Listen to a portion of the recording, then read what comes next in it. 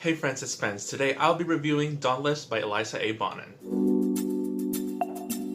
Dauntless is technically classified as adult fantasy, although I think it is accessible for even like older or mid-teens. Before I get into my review, let me read to you the description.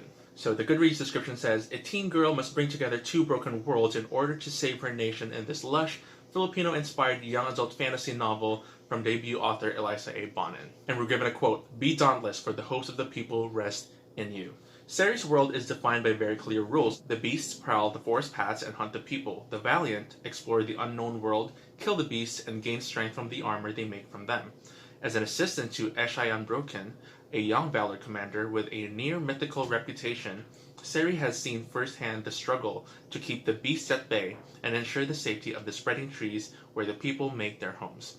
That was how it has always been, and how it always would be, until the day Sari encounters Chana. Chana is impossibly a stranger from the unknown world who can communicate with the beasts, a fact that makes Sari begin to doubt everything she's ever been taught. As Sari and Chana grow closer, their worlds begin to collide with deadly consequences. Somehow, with the world on the brink of war, Sari will have to find a way to make peace. By the way, Chana is spelled T-S-A-N-A, and I'm just using how usually the TS sound is pronounced in Filipino, which is a CH sound, so Chana. I'm just making that assumption since this is Filipino inspired. Now on to my review. So, thoughts on Dauntless. I love this book. I rated it 4.5 stars. I don't know if it's because of the book or if it's just me, but this did kind of take me a little bit to get used to in terms of the writing as well as the setting. We're just kind of thrown into this tropical setting in this high fantasy world. The author just kind of never holds her hand through the process of learning about this world. You're just there for the ride and you're there to discover things about the world as you read the story. I think that's how most like young adult or adult fantasy works though, so maybe I'm just forgetting that that's how it works. But with the writing style, I ended up loving it. I ended up, appreciating Elisa A. Bonnin's unique narrative voice. It was just kind of just new to me. Like, it's written beautifully, but it's also like just very direct and very to the point that it never embellishes or uses fancy words. Kind of like Brandon Sanderson, you know how his writing style is never just like the prettiest. It's just straightforward, but also it works well, if that makes sense. In terms of the pacing, this is actually fast-paced, although it has kind of a slow start because, again, at the very beginning of this book, we're just kind of thrust into this world. It's for you to discover and learn about. If you notice, there's not much detail given in the Goodreads description. There's just like valors and valiants and beasts and the people who live in the spreading trees. But the specifics of that you don't learn until, of course, you actually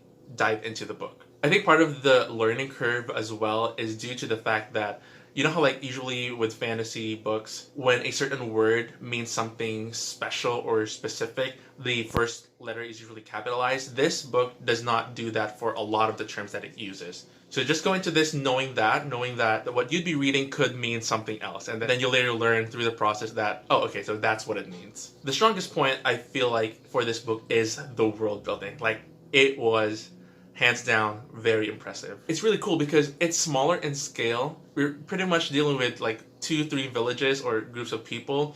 It's smaller in scale compared to a lot of epic high fantasies out there. But the detail and the nuance that the author was able to pack into this story without ever feeling info-dumpy or confusing is really impressive. Like, these are very well fleshed out cultures and politics. And you could tell that there was just a lot of thought given to the beasts, the magic system, the warriors, and their practices and beliefs. And since the way that this world is revealed to you is very much interwoven into the plot itself unravels very masterfully. I just love how slowly we get to learn more details about this world while also, moving the plot forward. We're never just sat down to learn about the world. We are experiencing the plot, and it has so many great action scenes, so many cool fight scenes. Like, it almost was a very cinematic experience. It read like watching a movie. I also love the characters. I love our main characters Sari and Chana, as well as Eshai Unbroken, but also I'm very partial to a side character named Lavit. While I do think that this book is more plot driven than character driven, these characters are very well rounded and very well developed. And I just loved the relations of these different characters with each other. And even the relations of the characters with the antagonists in the story I thought was really fascinating and interesting. Now I do want to say that while this is pitched as Filipino inspired, I will say that in terms of the mythology and the lore of the world, nothing really stands out as feeling particularly Filipino. I would venture to say the Filipino inspiration was more with the characters' like physical appearance as well as the food that they eat. And also this is set in kind of a tropical setting with like, it's in a village and whatnot. It's in sort of like a jungly sort of village with like wild animals. But other than that, in terms of the mythology, nothing feels particularly Filipino. So I would temper down expectations with regards to that if you're expecting something that will refer to like Philippine mythology and folklore. This is also sapphic, and I loved it. The romance is not like a huge part of the story, but it's there, and it is very much an essential part of the story. And the depiction of the sapphic romance is just delightful. It's just very beautifully written and very wholesome and sincere. Seri and Shana might be one of the sweetest couples that I've read this year.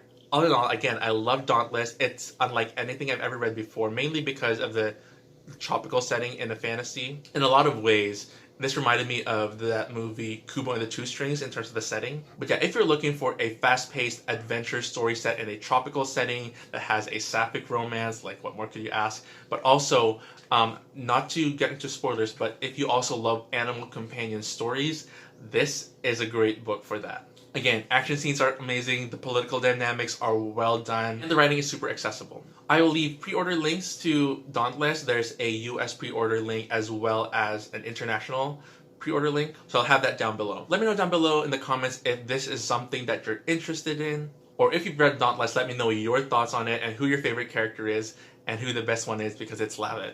But thank you so much for watching. Don't forget to like, comment, share, subscribe, do all the things, and yeah, I'll see you next time.